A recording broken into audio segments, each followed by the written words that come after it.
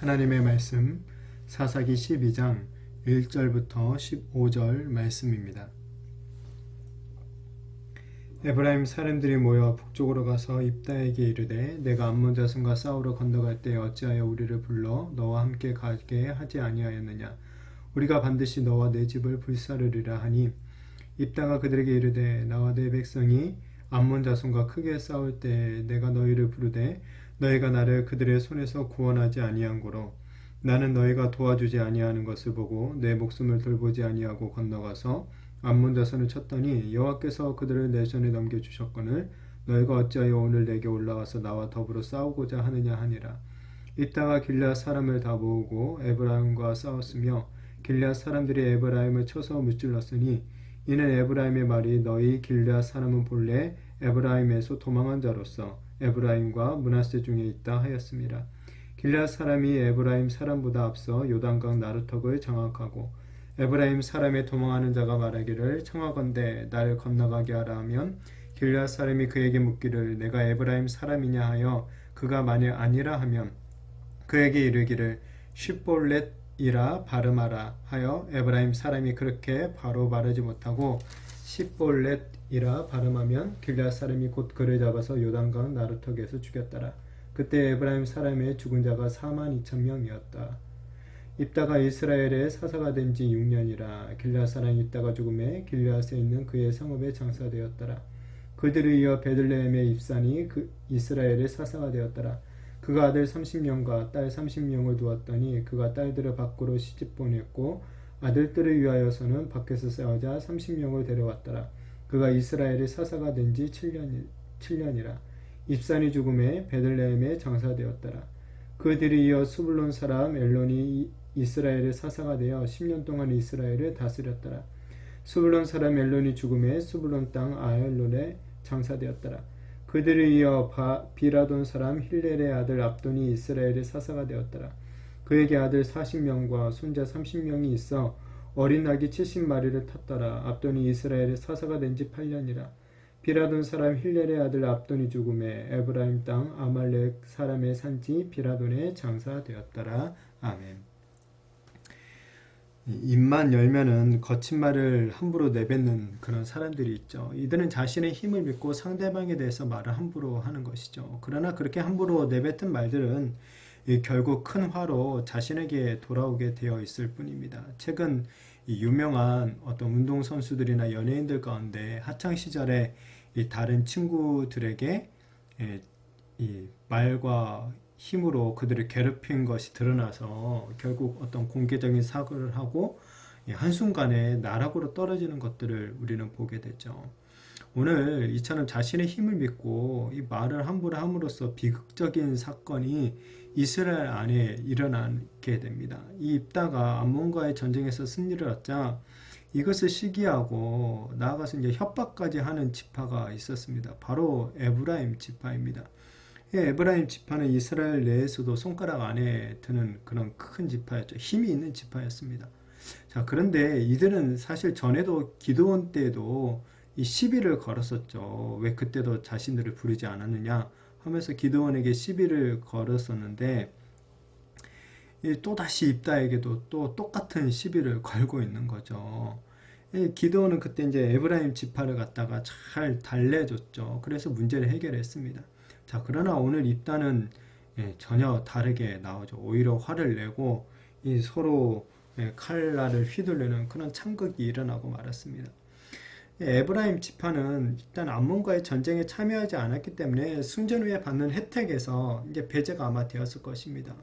그러니까 이제 에브라임 지파가 그 혜택을 못 받는 것이 이제 아마 시기가 났겠죠. 질투가 났겠죠. 그래서 이제 입다에게 전쟁에서 자신들을 부리지 않았다라고 하면 이제 비난을 하죠. 그리고 이제 문제는 여기서 이제 더 나아갔던 거죠. 그러면서 자신의 힘만을 믿고 이제 입다의 지방까지도 불사르겠다라는 그런 협박을 하죠. 이에 입다가 이제 사실을 말하죠. 너희가 이제 참전을 요구를 했었는데 너희가 안 들었다는 거죠.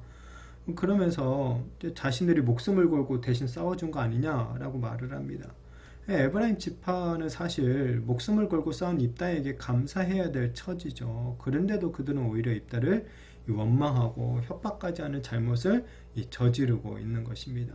나아가서 이제 또 에브라임 지파가 이제는 입다를 넘어서 길앗 지파 전체를 갖다가 조롱을 하죠. 도망자라고. 원래 너희들이 에브라임하고 므낫세 이렇게 섞여 살고 있다가 도망한 그런 자들 아니냐라고 조롱한 거죠.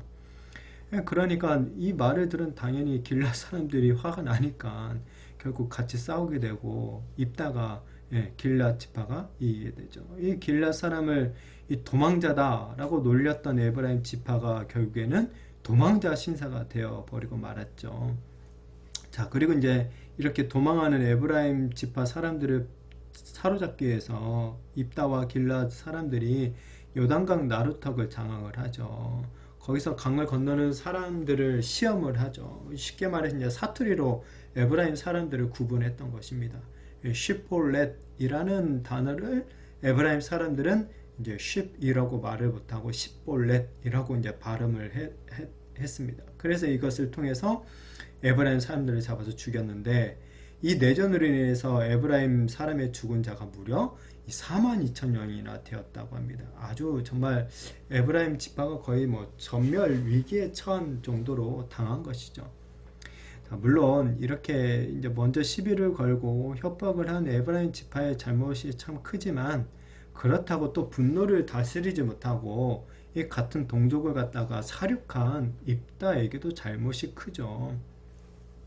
물론 뭐 입다의 입장에서 보면 화가 날 만도 했을 것입니다. 왜냐하면 지금 입다가 암몬과의 전쟁에서 승리하고 난 다음에 비극이 일어났죠. 하나밖에 없는 딸을 갖다가 불로 태워 죽이는 그런 비극을 겪은 지 얼마 안 됐거든요. 그런데 에브라임 지파가 협박을 하면서 그 번제라는 그 단어가 똑같이 써요.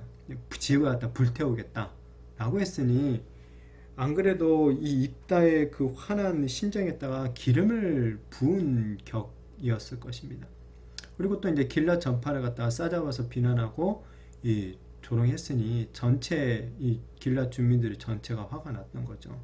자, 그렇지만은 여하튼 그 분노를 다스리지 못해서 이 동족을 향해 칼날을 휘두르는 것, 악한 일이죠. 이 성경은 이 분노의 감정을 하루가 지나도록 품지 말라라고 우리들에게 경고하고 있죠. 입다는 사서로서 자신의 이러한 분노를 사실 하나님께 가지고 나아가서 해결을 해야 했죠. 억울함을 호소하고 하나님의 도우심을 구해야 했을 것입니다. 그렇다면 하나님께서 분명히 선한 방법으로 입다를 위로하시고 이런 비극적인 이 내전은 아마도 일어나지 않았을 것입니다. 자, 우리도 이렇게 때때로 이 에브라임 지파처럼 정말 우리의 속을 갖다 뒤집어 놓는 그런 말들을 함부로 내뱉는 사람들을 보게 되죠. 그리고 그런 사람들 때문에, 그런 사람들의 말 때문에 분노가 차오를 때가 있기도 합니다. 그럴 때 우리는 하나님을 찾아야 되는 것입니다. 그 분노의 모든 감정을 하나님께 호소하면서 하나님의 도우심을 먼저 간구해야 되는 것이죠. 그러면 하나님께서 분명히 이 선한 방법으로 우리를 위로하시고 또 그 문제들을 해결해 주실 줄 믿습니다. 자, 또한 오늘 이 내전이 일어나는 것을 보면서 당시 이스라엘이 지파 간에 서로 화합하지 못하고 있었다라는 것을 또 보여주고 있죠. 그러니까 힘이 있는 지파가 약한 지파를 향해서 함부로 그 힘을 휘두르고 이 주도권을 차지하려는 그런 모습을 보여주고 있는 거죠. 이 교회 공동체가 무너지는 가장 큰 이유 중에 하나도 바로 이런 내분이죠. 뭐 예를 들어서 특별히 자주 싸우는 목사와 장로가 서로 교회의 주도권을 잡기 위해서 싸우는 그런 일들이 일어나죠. 서로를 향해서 날선 비난과 비판을 하고 심지어는 물리적인 힘을 동원해서 상대방을 갖다가 누르려고 이 시도하는 일이 교회 안에서 일어나는 것을 참 보게 됩니다. 하나님은 교회가 하나 되어지기를 원하시죠. 이 교회가 하나가 되려면 먼저 서로를 갖다 존중해 줘야 되는 거죠. 내가 가진 힘으로 상대방을 억누르는 것이 아니라 내가 가진 그 힘으로 상대방을 오히려 연약한 상대방을 일으켜 세워주는 것. 이것이 바로 교회가 세상과는 사실 다른 점이죠. 바라기는 우리 교회는 좀 서로를 더욱 존중해주고 서로를 더욱더 세워줌으로 말미암아 이 성령 안에서 하나가 되는 그런 은혜가 있게 되어지기를 축복합니다. 자, 이따가 짧은 6년이라는 짧은 그 사사의 기간을 마치고 죽습니다. 이따 이후에 이제 3명의 소사사들이 등장을 해서 이스라엘을 다스리는데 이들의 행적을 보면 거의 왕에 버금가는 권력과 부를 누렸다라는 것을 보게 됩니다. 근데 이 기록들을 볼 때 이들이 뭐 이스라엘을 구원했다라는 것도 없습니다. 그러니까 아마도 외부적인 어떤 위협이 없는 그런 평화의 시대에 활동했던 이 사사들로 보여집니다. 이들은 근데 이 평화의 시대에 이스라엘을 하나님께로 이끄는 그런 일들보다는 자신들의 어떤 세속적인 권력을 키우는 데만 더 관심이 많았던 것 같습니다. 모두 다 자녀들도 참 많고 그 자녀들이 누렸던 부도 상당했다라는 것을 우리가 보게 되죠. 이스라엘이 이 평화를 누릴 수 있었던 것, 이것은 이 사사들이 통치를 잘해서 누린 것이 아니죠. 바로 하나님의 은총 때문에 누릴 수 있었던 것이죠. 그런데 안타깝게도 이스라엘의 신앙은 점점 더 혼탁해져만 가는 그런 슬픈 시대를 살아가고 있는 것이죠. 우리가 아무리 겉으로 보기에 평안을 누리고 부를 쌓는다 하더라도 그것이 꼭 다 좋은 것만은 아닐 수도 있다라고 생각이 되어집니다. 오히려 하나님을 잊어버리고 살 가능성이 크기 때문에 그렇죠. 그동안 우리 한국교회가 누렸던 부와 권력이 오히려 교회를 병들게 만들고 하나님으로부터 멀어지게 만들었음을 우리는 인정하지 않을 수가 없습니다. 그 결과 세상으로부터도 도덕적으로 지탄을 받는 대상이 되고 만 것이죠. 신앙의 이유로 우리가 고난을 받는 것보다 우리의 욕심과 우리의 부도덕 때문에 비난을 받는 게 훨씬 더 많은 것을 볼 때 참 얼마나 이것이 안타까운 일이 아닌지 참 말할 수가 없습니다. 예수님께서는 우리들에게 자기 제자가 되려면 자기를 부인하고 이 자기 십자가를 지고 예수님을 따라야 된다라고 말씀해 주셨죠. 다른 사람을 시기하거나 인정받으려고 하지 말고 오히려 종이 되어서 서로를 섬겨야 된다라고 말씀하셨죠. 그런데도 여전히 예수님을 믿는 것을 가지고 어떤 자아 실현을 하고 어떤 세속적인 복을 받는 길쯤으로 여기고 있는 것, 결코 좋은 신앙은 아니죠. 좋은 결과를 결국엔 얻지 못하게 됩니다.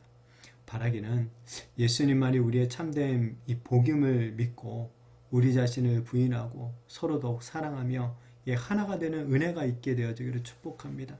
우리 자신의 힘과 이 능력을 추구하는 것이 아니라 또 내가 가진 힘으로 다른 사람들을 누르고 서로 싸우고 그러는 것이 아니라 정말 오직 우리의 구원자 되신 예수 그리스도만을 의지하며 이 땅에서의 또 행복이 아니라 영원한 하나님 나라의 그 복을 바라보면서 정말 서로를 더욱더 사랑하며 이해하며 존중하며 용납하며 그렇게 살아가게 되는 저와 우리 모든 성도님들 또한 우리 교회 공동체가 되어지기를 예수님의 이름으로 축복합니다.